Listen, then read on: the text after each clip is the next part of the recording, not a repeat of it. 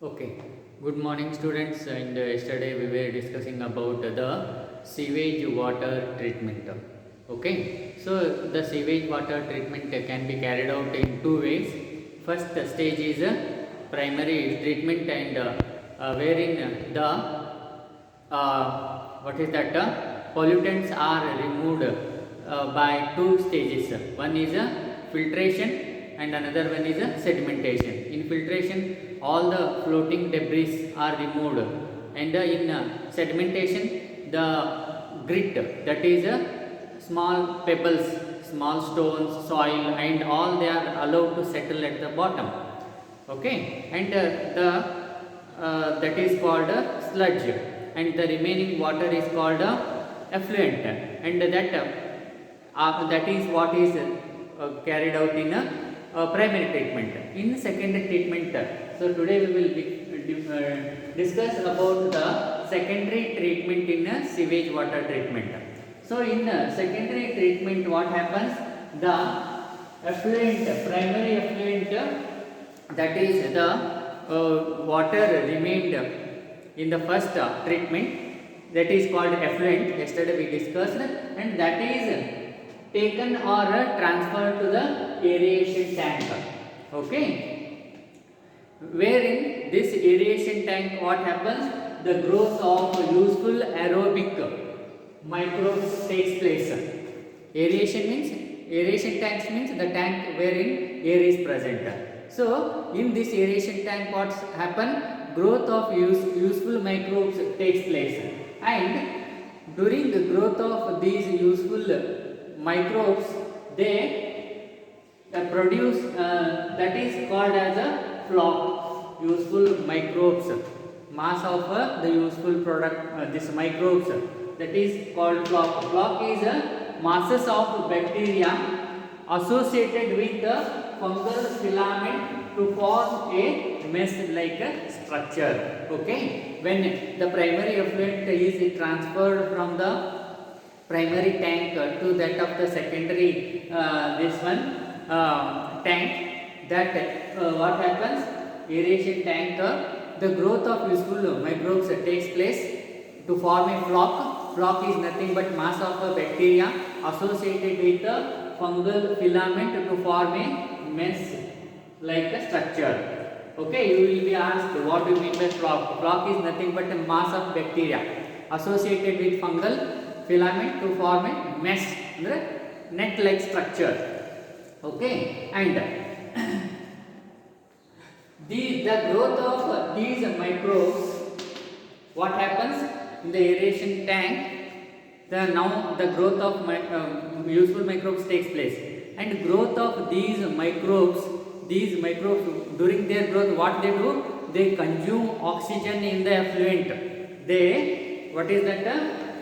They consume the organic matter of the effluent. ಆ waste water ಒಳಗೆ ಏನು organic matter ಇರ್ತದ, ಪೊಲ್ಯೂಟೆಂಟ್ ಇರ್ತದ, ಅದನ್ನು ಕನ್ಸ್ಯೂಮ್ ಮಾಡ್ತವೆ. ಯಾವುದು?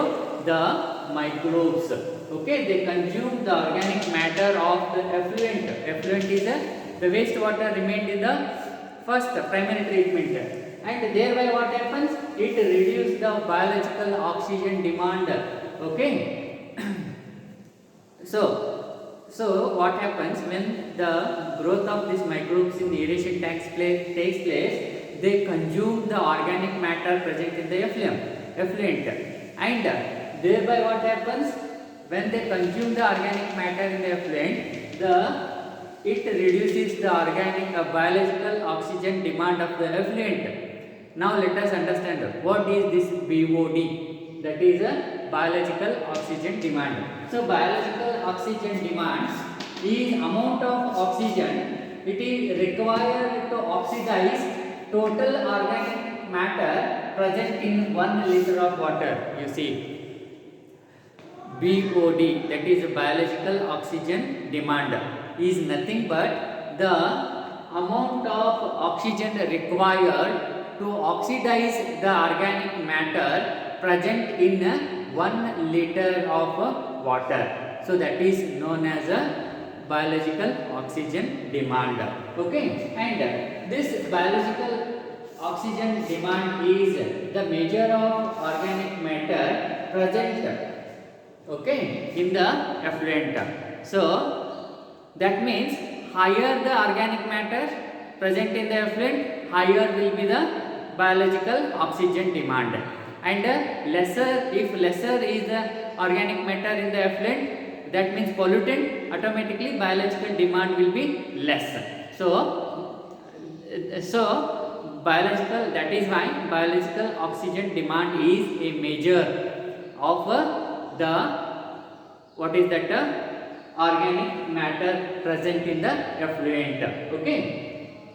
ಸೊ ಯಾಕಂದ್ರೆ ಆ ಎಫ್ಲೂಯೆಂಟ್ ಅಥವಾ ವೇಸ್ಟ್ ವಾಟರ್ ಒಳಗೆ ಜಾಸ್ತಿ ಆರ್ಗ್ಯಾನಿಕ್ ಮ್ಯಾಟರ್ ಇತ್ತು, ಜಾಸ್ತಿ ಪೊಲ್ಯೂಟೆಂಟ್ ಇದ್ದರೆ ಏನಾಗ್ತದೆ, microbes they consume more oxygen.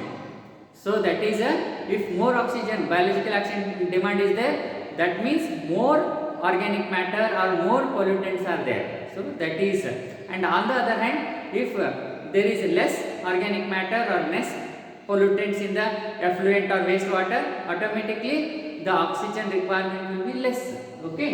And once the biological oxygen demand is reduced completely in the effluent, then this effluent is, what is that, transferred to the settling tank, okay. And in this settling tank, what happens, the bacterial flock, it is allowed to sediment or settle down, okay. You see, once the biological oxygen demand is reduced, okay, then what happens, that effluent or wastewater is transferred to the settling tank, and in settling tank what happens, the bacterial flock, that is mass of bacteria along with filament of fungal filament, that is allowed to sediment. Sediment means settle down, okay. And this sediment or this bacterial flock which gets settled at the bottom, that is called as a activated sludge. The question may be asked, what do you mean by activated sludge? Activated sludge is nothing but the bacterial flock which is sedimented or settled in the settling tank, that is known as activated sludge. Now some part of, small part of this activated sludge is pumped back to the aeration tank, okay. That is first tank, primary treatment takes place in a aeration tank. So small part of this activated sludge is nothing but which is includes useful microbes, that is pumped back to the aeration tank, because further it is required for further treatment of water, isn't it? And which serves as an inoculum. Next, remaining sludge is pumped into the anaerobic sludge. You see, small part of activated sludge is pumped back to the aeration tank, and remaining sludge is pumped to the anaerobic sludge digester. You see, anaerobic means in absence of oxygen, aerobic means presence of oxygen. So here aeration tank where oxygen was present, but here the activated sludge is transferred to the anaerobic sludge digester, okay. You see, let us see what happens in the anaerobic this sludge digester. So in anaerobic sludge digester there is other kinds of bacteria.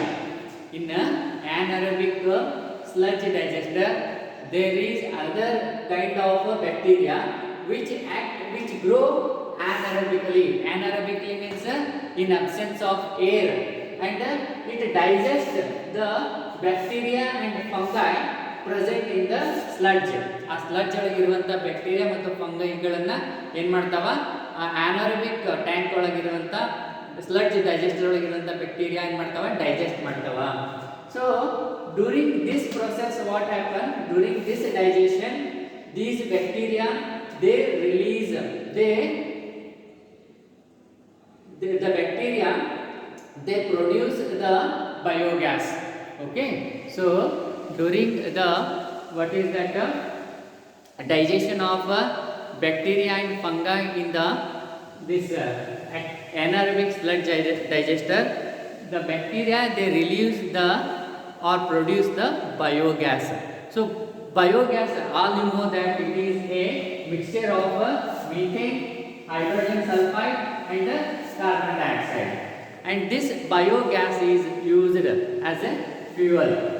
Okay, it is used as a fuel. Okay, and now the next what happens, the water, that is a sewage, that is polluted water, now that is called as effluent, it is released into the water reservoirs like river, lakes and all that, because now it is less pollutant and less harmful. Okay, so this is how the sewage water treatment takes place. Okay, so it is one of the important question, so understand it better. Okay, and so once again I repeat, sewage water treatment.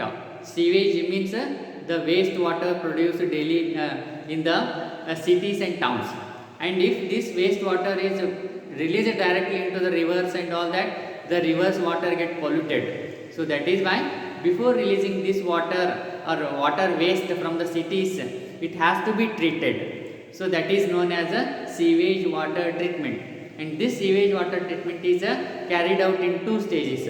One is a primary treatment and second one a secondary treatment. So this is a secondary treatment. Okay, with this we conclude here and continue tomorrow. Thank you.